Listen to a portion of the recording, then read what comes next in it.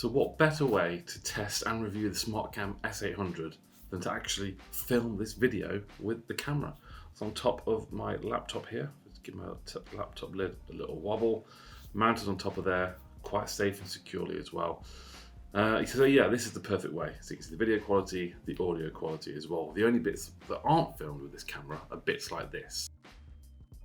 Now I'm currently recording this on my laptop using the Webcam app software within Windows. Open that up, click record, I'm recording now, so audio and video straight from this camera. Now I am sat right in front of a window. The blinds are open, so I'm just going to close the blinds just to give you an idea. Yeah, but I think, I'm looking at this right here now, the quality is excellent. This is currently in 4K at the moment as well. You can change it to 1080p, and you can change that right within the software here. So whilst you can adjust settings for the camera within the camera app on Windows, you can download the EMEET link software as well, so you can make changes in there. On the right hand side here, you've got loads of settings. For a start, framing grid, so rules of thirds, golden ratio, and all that sort of stuff.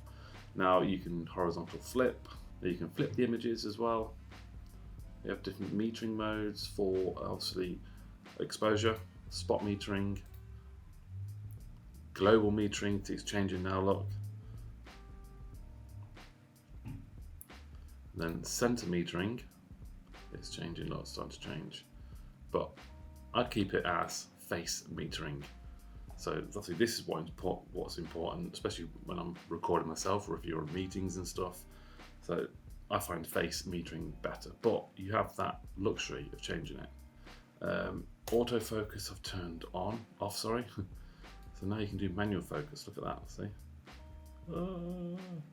Manual focus, obviously autofocus is best, and look at this. Focused.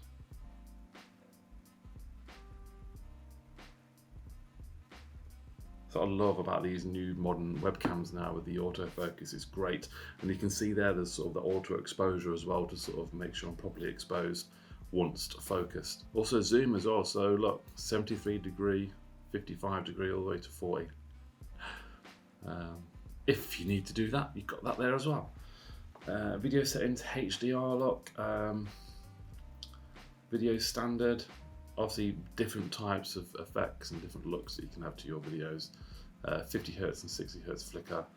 And then there's also the sharpness, contrast, saturation, and all of the bits and bobs that you can alter to make your image look slightly different, or alter something that you prefer.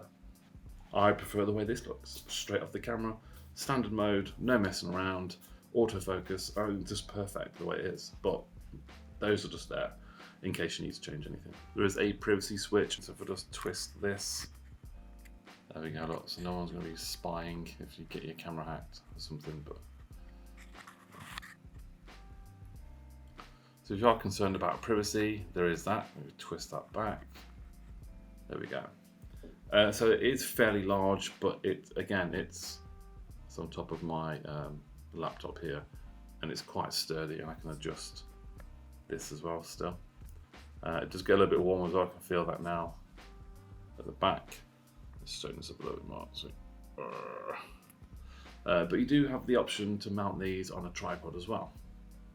So you do have a couple of different options for mounting this webcam.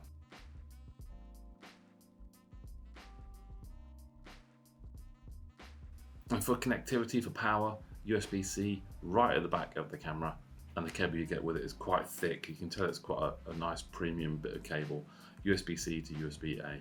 Let me just take you through the settings. So this is the Windows application, the camera application. This is what it's going to look like. If we go to settings here, a little window still there, you can see me, camera settings, show advanced controls, blah blah blah. Framing grid you can again do here, just like you can do in the EMEET application. Photo settings, 8.3 megapixels. So you can take a photo. I'm going to do one in a moment actually, and I'll show you. 8.3 megapixels, that is the maximum quality of the photo. Video, this is where you're going to change from 4K to all different resolutions. You've got 1080p 60 there as well, which a lot of people might prefer. I prefer the pixels, 4K 30, but I will show you in a moment as well what 1080p 60 is. flicker reduction 50 to 60 Hertz, and other related settings. But yeah, that's pretty much the camera settings that you get within the camera app on Windows.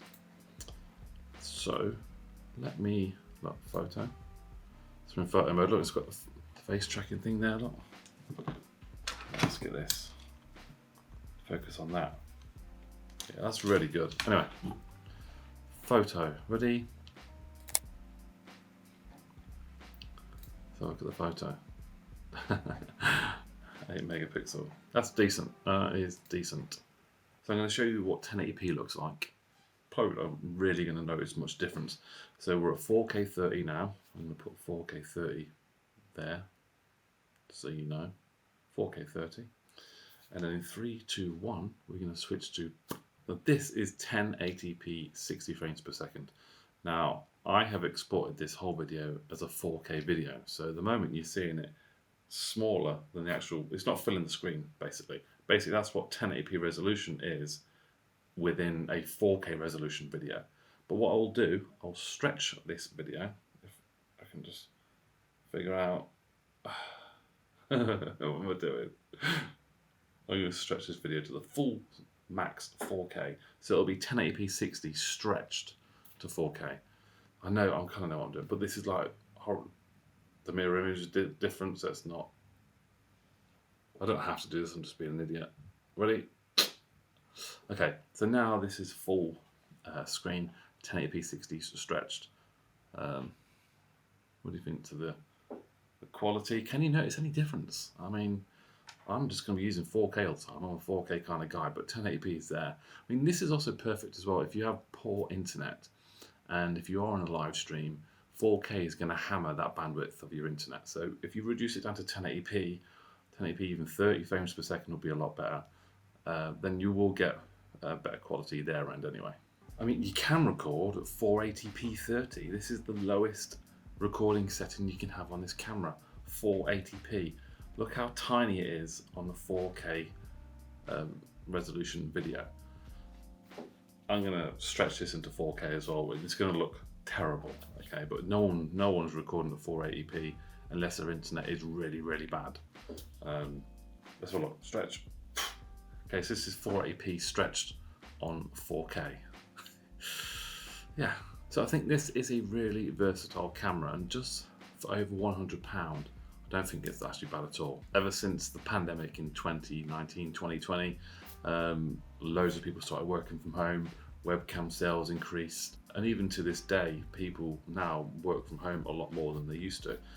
So having a good quality webcam, video quality and audio quality is quite important. And this camera does offer that great video quality, great audio quality, not too expensive. You get super fast autofocus, AI face autofocus, there's noise cancelling in the microphones, 4K, HDR support, and so much more. Yeah, so this is the SmartCam S800 from EMEET. If you do have any questions, pop them down in the comments below. I'll answer them as best as I can. I will include links to this in the description. But thanks very much for watching, guys, and I'll see you very soon. Bye-bye.